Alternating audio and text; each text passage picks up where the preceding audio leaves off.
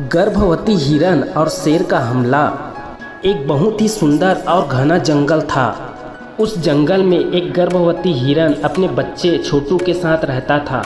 हिरन और उसका बच्चा आने वाले बच्चे के लिए बहुत खुश थे। हिरन आराम कर रही थी, फिर अचानक उसके पेट में अचानक हलचल सी महसूस होने लगी। तब अचानक से वो उड़ जाती है। उसका बेटा छोटू कहता है, अरे माँ, क्या हुआ आपको?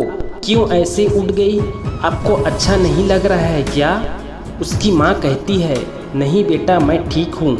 क्या है ना, पेट में जो बच्चा है ना, उसे भूख लग रही है, मैं उसे खाना खिलाकर आती हूँ। उसका बच्चा छोटू बोलता है, माँ, मैं भी आता हूँ तुम्हारे साथ, मैं ऐसी तुम्हें अकेला नहीं छोड़ सकता।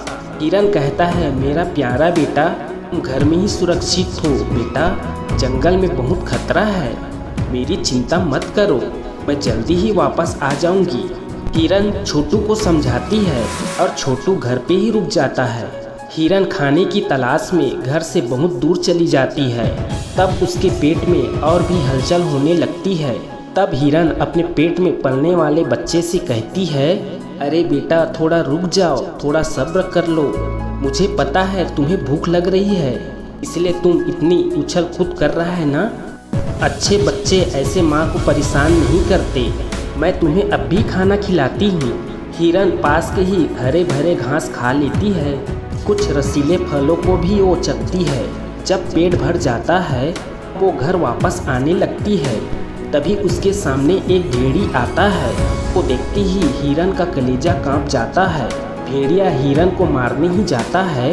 तभी हिरन डरते हुए कहती है, हे भेड़ी, रुक जाओ, मैं गर्भवती हूँ और घर में मेरा बड़ा बच्चा राह देख रहा है, कृपा करो मुझ पर और मेरे बच्चों की खातिर मुझे छोड़ दो। वैसे तो तुम्हारे भी बच्चे होंगे ना, उन्हें भी याद करो और मुझे छोड़ दो और मुझ पर दया करो। तब अचानक हिरन की बातों से भेड़िए के मन में दया आ जाता है और वो कहता है, तुम पर नहीं बल्कि तुम्हारे बच्चों के बारे में सोचकर मैं तुम्हें छोड़ रहा हूँ। अब मेरा मन बदलने से पहले तुम यहाँ से भाग जाओ। हिरन भेड़िए का धन्यवाद करती है और वहाँ से भाग जाती है। हिरन जल्दी जल्दी में ही घर जा रही थी कि तभी शेर उस पर हमला बोल देता है। अचानक से हुई हमले से गर्भवती हिरन नीचे गिर जाती है।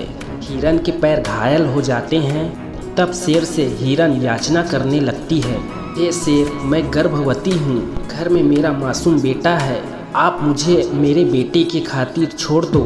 शेर बोलता है, चुप कर हिरन, तुम्हारी बातों पर मुझे विश्वास नहीं है और फालतू की बातें मत करो, मुझे बहुत जोरों से भूख लग रही है और वैसे भी तुम और तुम्हारे बच्चे से मुझे कोई लेना देना नहीं है, मुझे तो बस अपने पेट भरने से मतलब है। हिरन कहती है, तो फिर ठीक है, मुझे कम से कम अपने बेटे से तो मिलकर आने दो। शेर कहता है, मुझे बेवकूफ़ मत बनाओ हिरन, बेटे से मिलने का बहाना मत बनाओ, तुम बेवकूफ़ बनाकर भाग जाओगे मुझे, अब तो मैं तुझे छोड़ूंगा ही नहीं। शेर कहता है। ऐसा कहकर शेर हिरन पर हमला करने जाता है। तभी वहाँ हिरन के मदद करने के लिए भेड़ी आ जाता है। वो शेर से हिरन को बचाता है और भेड़ी हिरन से कहता है, तुम भाग जाओ यहाँ से, मैं शेर को रोकता हूँ, भाग जाओ जल्दी। हिरन घायल पैरों से भागने लगती है और भेड़िया और शेर में बहुत जोरदार लड़ाई शुरू हो जाती है। उस लड़ाई में दोनों बराबर की ही सामना करते हैं और जब वो थक जाते हैं तब अपने अपने रास्ते चल पड़ते हैं। उधर हिरन घायल होने की वजह से वह तेजी से भाग नहीं पाती, पर जैसे तैसे घर तक पहुंच जाती है। माँ की ऐसी हालत देखकर छोटू हिरन से कहता है, माँ, ये क्या हुआ? माँ, चोट ये आपको कैसे लगी?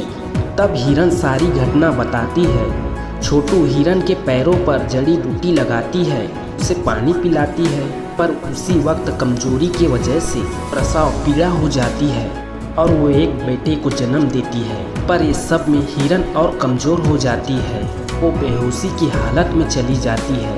बेटा कहता है, माँ, आंखें खोलो माँ, देखो माँ, हमारे घर में नन्ही सी परी आई है माँ।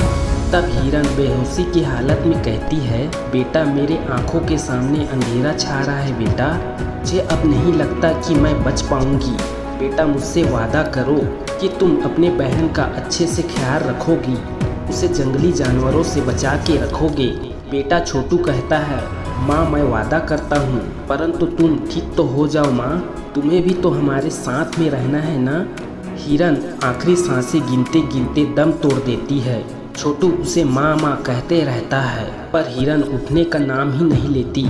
फिर वहाँ बाकी जंगल के जानवर इकट्ठा हो जाते हैं। उसमें से बंदरिया कहती है, बेटा रो मत, अब तुम्हारी माँ कभी नहीं उठने वाली, वो गहरी नींद में चली गई है बेटा, हिम्मत से काम लो, अपनी बहन की तरफ देखो। तब छोटू खुद को संभालते हुए अपनी बहन की तरफ देखता है। उसका मासूम चेहरा देखकर अपनी सारी गम भुला देता है।